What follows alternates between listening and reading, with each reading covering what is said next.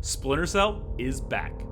Ubisoft Toronto has begun work on a remake of Sam Fisher's most classic operations, and with the series' return on the horizon, it's the perfect time to look back at the game that started it all. What the hell? I'm going to ask you some questions. When I think you're lying, I'll do this.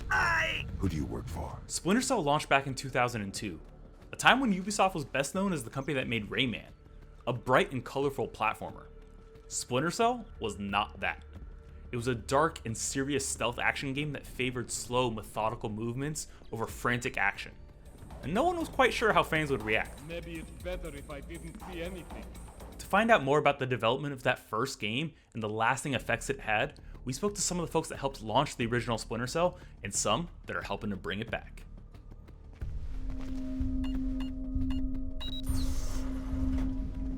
Sam Fisher.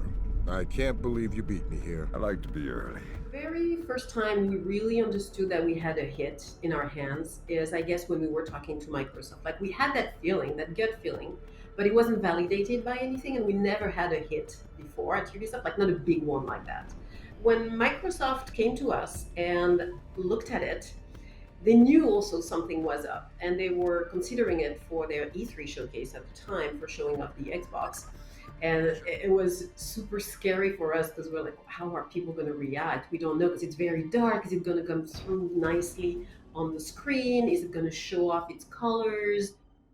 The feedback we received from E3 was so incredible, so it just gave us a huge push to get things done and get this game to the level of the expectations. Probably for E3 and for our competitors and for for players at large, it probably came out of nowhere. There was this whole, who is Ubisoft? It was a transformation of what Ubisoft could do and how they were regarded. That was very special because at that time at Ubisoft Montreal, we were producing games, but we were not in a AAA mindset at that time. And this game became somehow a great inspiration from the teams. And from that moment, when Splinter Cell did release with a very cool feedback and nice reviews and nice popularity as well, this has been an incredible trigger for the whole studio to reach for this level of achievement for other games. But what exactly was it that drew in audiences at that E3? What did Splinter Cell do that set it apart from the crowd? The answer, as it turns out, was pretty black and white. Light, shadow. It's instantly relatable and instantly something that you know how to play with. People paid attention because they had never seen such amazing visuals at first. That whole shadow and light was beautiful, and it was giving a dimension that they had never played with. And it had to do with the Xbox and the ability of the Xbox to render these dynamic lights with dynamic shadows and dynamic real-time shadows. And it was really the ambition of the team early on to push the visual fidelity of the game as far as we could. The way art and level design had to work together to deal with, how dynamic lights would affect the gameplay as well as the visuals was probably one of the biggest challenges of development. It was one of those times where a game came out and just really had a brilliant presentation that was so critical for the actual design itself. So you can only imagine how exciting that would have been for the team. The first time we saw the fish tanks that you could shoot the fish tanks and the water would lower down with the stream and down to the level of the bullet hole, and then it would stop, and you could keep shooting it and lowering it. Little tweaks like that, little surprises that people just found the time and the energy to put in to add the polish and the care to the game. That was great. I remember thinking to myself, I was super blown away by the tech advances that were part of that game, the stencil shadows and the moving cloth and the thermal goggles and all of the stuff. And I just remember thinking to myself, how that was even possible at the time. Visually, it was amazing. The light effects were remarkable, ahead of anything else that was being done at the time. But it was even more than that. The use and exploitation of light and shadow set Splinter Cell apart from its competitors. But it would take more than that to deliver on the development team's promise. A promise they felt so strongly about, they put it right on the box art. Stealth action redefined was born out of the fact that this was a challenge to the god of tactical espionage action, which was Metal Gear Solid.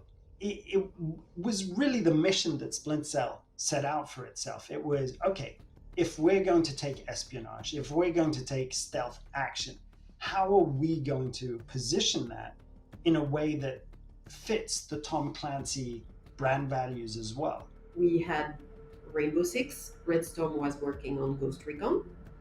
Those were obvious Tom Clancy games. But Splinter Cell came from Montreal, and Montreal wasn't working on Tom Clancy at the time.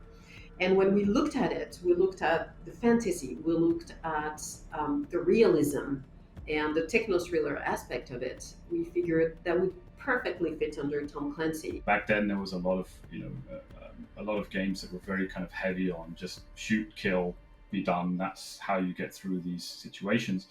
Splinter Cell made you slow down, it made you think, it made you kind of try to understand the threats that were ahead of you, and it layered all of those features together. And it rewarded players for thinking differently, for being a bit more kind of patient with the way that they chose to solve those situations. The idea of being the one who can make the difference, who can go into those places that no one's supposed to be able to go to and do what no one's supposed to be able to do, that's an incredibly powerful fantasy, and it's a lot of fun to be that person. We used an actor that was a recognized person. That was new at the time. Anybody have a line back to third echelon? I'm here, Fisher. What the hell's going on? Nicolad's just declared war on the U.S. What? Now it's something that a lot of people do, a lot of game publishers. It's kind of normal, but at the time it wasn't. And we really looked at it like, first it was a Clancy brand, so we looked at it like something bigger than just a video game, marketed it that way, and created a persona. Sam's a great character. He's smart, he's funny, he's fast, he does what he can do with a minimum of waste. He's high speed, low drag, and he's just an incredibly fun character to play. While Sam is unequivocally the star of the Splinter Cell franchise, let's be honest, he'd get nowhere without his signature night vision goggles. Not only are they an essential tool in Sam's arsenal, they're the symbol of the entire franchise. Those 3 green dots and that iconic sound, yep, that sound is enough to know exactly what game you're dealing with.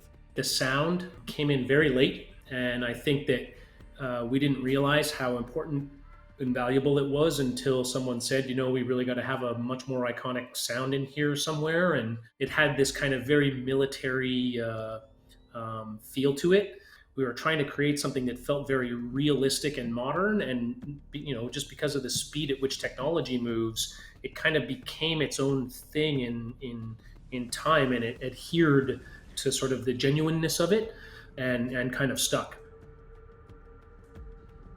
19 years ago, Splinter Cell put Ubisoft on the map and changed the landscape for stealth action games across the industry. Now, thanks to the upcoming remake, a brand new generation can experience the best Splinter Cell has to offer. For future updates on the Splinter Cell remake, follow this channel and visit us at news.ubisoft.com.